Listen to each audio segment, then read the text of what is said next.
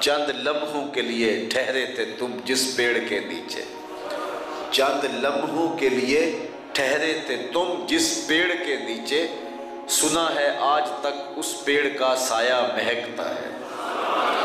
مکے میں تھے تو مکہ افضل تھا، مدینے میں آئے تو مدینہ افضل ہو گیا۔ شیخ شہاب الدین سہروردی علیہ رحمہ سے ایک مرید نے سوال پوچھا، حضرت مجھے بتائیں اس کائنات میں سب سے افضل جگہ کون سی ہے؟ تو شیخ نے برجستہ جواب دیا، بیٹے وہی جگہ جہاں حضور جلوہ فراز ہے، جہاں حضور کا روضہ ہے۔ مرید نے دوسرا سوال کیا، پھر ہم جنت کی آرزو کیوں کرتے ہیں؟ تو شیخ نے جو جواب دیا وہ سننے کے قابل ہے۔ فرمانے لگے، بیٹے جب حضور یہاں تشریف فرما ہیں تو یہ جگہ افضل ہے، جب جنت میں جائیں گے تو وہ افضل ہوگی۔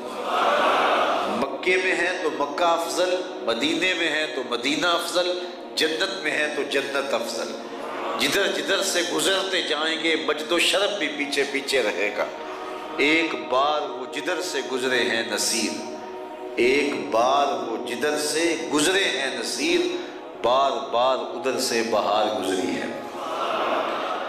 اور یہ جوش خطابت ہی نہیں بلکہ یہ حقیقت ہے کہ شرف مکان کا نہیں ہوتا، شرف مکین کا ہوتا ہے۔ تو جہاں وہ جلوہ فراز ہوں گے وہاں شرف آ جائے گا۔ آپ نے علماء سے بارہا سنا کہ لوگوں کو اگر پتہ چل جائے کہ صف اول کا شرف کیا ہے تو لوگ پہلی صف میں کھڑا ہونے کے لیے قرعہ ڈالیں، الجھاؤ بن جائے کہ میں نے پہلی صف میں کھڑا ہونا ہے اگر پتہ چل جائے کہ صف اول کا شرف کیا ہے۔ اب صف اول کون سی صف ہے؟ یہ جو محراب کے ساتھ والی صف ہے یہ صف اول ہے نا، لیکن امام اگر مصلی اٹھائے اور برآمدے میں لے جائے تو مجھے بتاؤ کہ محراب کے ساتھ والی صف کو صف اول کا شرف نصیب رہے گا؟ شرف برآمدے کی دوسری صف کو نصیب ہو جائے گا۔ اور امام وہاں سے بھی مصلی اٹھائے اور صحن میں لے جائے تو شرف صحن میں چلا جائے گا۔ صدیاں گزرنے کے بعد میرے جیسا شخص بھی امام ہو اور وہ مصلی صحن میں رکھے تو شرف صحن میں آ جائے، مصلی برآمدے میں ڈالے تو شرف برآمدے میں آ جائے، اور مصلی ہال میں ڈالے تو شرف ہال میں آ جائے، اور نبیوں کا امام مکے میں ہو تو شرف مکے کو نصیب ہو، مدینے میں ہو تو شرف مدینے کو نصیب ہو، جنت میں ہو تو شرف جنت کو نصیب ہو۔ جدھر جدھر سے گزرتے جائیں گے مجد و شرف بھی پیچھے پیچھے رہے گا۔ تو کہا محبوب قسم ہے مجھے اس شہر کی، اس لیے کہ شہر میں آپ جو رہتے ہیں۔ تو اس شہر کی عظمت کا حوالہ جو دیا گیا وہ ہے محبوب کا وجود۔ محبوب اس شہر کی قسم اس لیے کہ یہاں آپ کا بسیرا ہے، اس شہر میں آپ کا ڈیرا ہے، یہاں آپ جلوہ فراز ہیں، اور آپ کے قدوم میمنت لزوم اس شہر کی گلیوں کو شرف بخش چکے ہیں، اور اس شہر کی خاک نے تیرے طلبوں کو چوما ہے، اس لیے مجھے اس شہر کی قسم کہ یہاں آپ رہتے ہیں۔ تو کہا قسم ہے مجھے اس شہر کی، یعنی شہر مکہ کی۔ پھر فرمایا ووالد وما ولد، اور قسم ہے باپ کی اور قسم ہے اس کی اولاد کی جو کہ آپ ہو۔ تین قسمیں فرمائیں۔ باپ سے مراد حضرت آدم علیہ السلام ہے، اور ما ولد سے مراد ان کی سال ذریت ہے۔ دوسرا قول یہ ہے کہ باپ سے مراد حضرت ابراہیم علیہ السلام ہے، اور ما ولد سے مراد ان کی ذریت ہے، بالخصوص حضور علیہ السلام کا وجود ہے۔ تیسرا قول یہ ہے کہ باپ سے مراد حضور کی ذات ستودہ صفات ہے، اور ما ولد سے مراد حضور کی امت ہے۔ حضور علیہ السلام کا ذکر کیا، حضرت ابراہیم کا ذکر کیا، اعلیٰ حضرت علیہ رحمہ نے دوسرے قول کو اختیار کیا کہ والد سے مراد حضرت ابراہیم علیہ السلام ہے، اور ما ولد سے مراد حضور علیہ السلام کی ذات ستودہ صفات ہے۔ تو کہا قسم محبوب اس شہر کی، یعنی مکہ المکرمہ کی، اور قسم محبوب تیرے وجود مسعود کی، اور قسم تیرے باپ کی، یعنی حضرت ابراہیم علیہ السلام کی۔ تین قسمیں فرما کے جواب قسم کیا ارشاد کیا، کیونکہ جب کسی بات پہ قسم کی جائے تو سننے والا بھی متنبہ ہو جاتا ہے کہ قسم پہ قسم کی جا رہی ہے، کوئی اہم مضمون بیان ہونے والا ہے۔ تو اللہ تعالیٰ جل شانہ وہ کون سا مضمون بیان کرنا چاہ رہا ہے کہ جس کو بیان کرنے سے قبل 3 قسمیں فرمائیں۔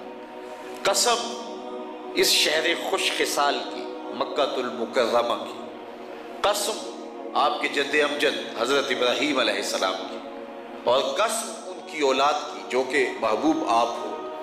3 قسمیں فرمانے کے بعد ارشاد کیا لَقَدْ خَلَقْنَا الْإِنسَانَ فِي كَبَدٍ، ہم نے انسان کو مشقت میں رہتا ہوا پیدا کیا ہے، دکھوں اور تکلیفوں اور حالات کی تلخیوں کو سہتا ہوا انسان اس دنیا کے اوپر آیا، اور ساری زندگی اور اس کے شب و روز حالات کے تناؤ میں اور تلخیوں میں اور تکلیفوں میں، آلام و مصائب میں اور دکھوں میں گزرتے ہیں۔ تو اس حقیقت واقعیہ کو بیان کرنے سے قبل 3 قسمیں فرمائیں، اور قسم اور جواب قسم کی مماثلت ہوتی ہے، ان کے اندر کوئی مطابقت ہوتی ہے۔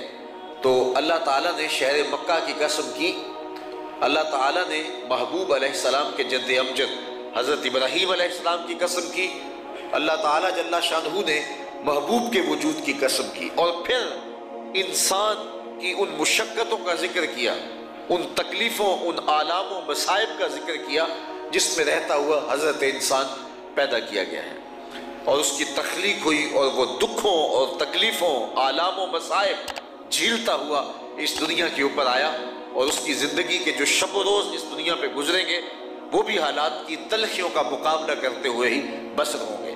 تو اس سے قبل 3 قسمیں فرمائیں، تو مطابقت یہ ہے کہ محبوب علیہ السلام جس شہر میں جلوہ فراز ہوئے تو مکہ المکرمہ کے اندر جو تکلیفیں آئیں، جو اذیتیں پہنچی، بچھے ہوئے کانٹے، کھودے گئے گڑھے اور ڈالی جانے والی اوجریاں، اور حضور علیہ السلام کے لیے اور غلاموں کے لیے جو عرصہ حیات کی تلخیاں تھیں اور زندگی کے اندر جو تکلیفیں حضور کو اٹھانا پڑی، تو اس لیے شہر مکہ کی قسم کی، اور پھر فرمایا کہ قسم ہے آپ کے جد امجد کی، یعنی حضرت ابراہیم علیہ السلام کی۔ ان کی ذات ستودہ صفات دیکھ لیجئے گا کہ انہوں نے حالات کی کتنی تلخیاں سہیں، کبھی جلتی ہوئی آگ میں ڈالے گئے، کبھی وادی غیر ذی زرع میں اپنے نو مولود بیٹے کو اور اپنی جوان سال بیوی کو چھوڑ کے آئے، اور کبھی اس امتحان میں ڈالا گیا کہ اپنے بیٹے کی گردن پہ چھری رکھنے کا حکم دیا گیا اور اس کو ذبح کرنے کا حکم نامہ ملا، تو اللہ کا یہ بندہ اس کے لیے بھی تیار ہو گیا اور بیٹے کو ذبح کرنے کے لیے عملاً آمادہ ہو گیا۔ تو یہ کتنی تلخ زندگی تھی اور کتنی مشکل زندگی تھی، جس مشکل میں حضرت ابراہیم علیہ السلام کو ڈالا گیا، لیکن وہ ہر امتحان کے اندر کامیاب اور کامران ہو کے نکلے۔ پھر حضور علیہ السلام کی زندگی دیکھیے، مکے کی گلیوں سے لے کے طائف کے بازاروں تک، اور احد کے میدان میں 70 پڑے ہوئے لاشوں سے لے کر کے غزوہ حنین کی سختیوں تک، زندگی کے شب و روز کا آپ ملاحظہ کریں تو آپ کو نظر آئے گا کہ یاری تیری سونا پر ازمیشہ تیریاں اگ، سونا پرکھیا جاوندہ ہے نال اگاں دے لگ۔ تکالیف، آلام، مصائب، اذیتیں، دکھ سب کو جھیلتے رہے۔ اس کائنات میں رب کا سب سے زیادہ محبوب بندہ حضور علیہ السلام ہے، اور فرمایا جتنے دکھ اور جتنی تکلیفیں مجھے آئی ہیں کسی نبی، رسول اور پیغمبر کو نہیں آئی ہیں۔ سب سے زیادہ دکھ جھیلے، سب سے زیادہ تکلیفیں سہی۔ تو اس دنیا کا ضابطہ یہ ہے کہ کوئی مرتبہ، کوئی کمال دیا جانا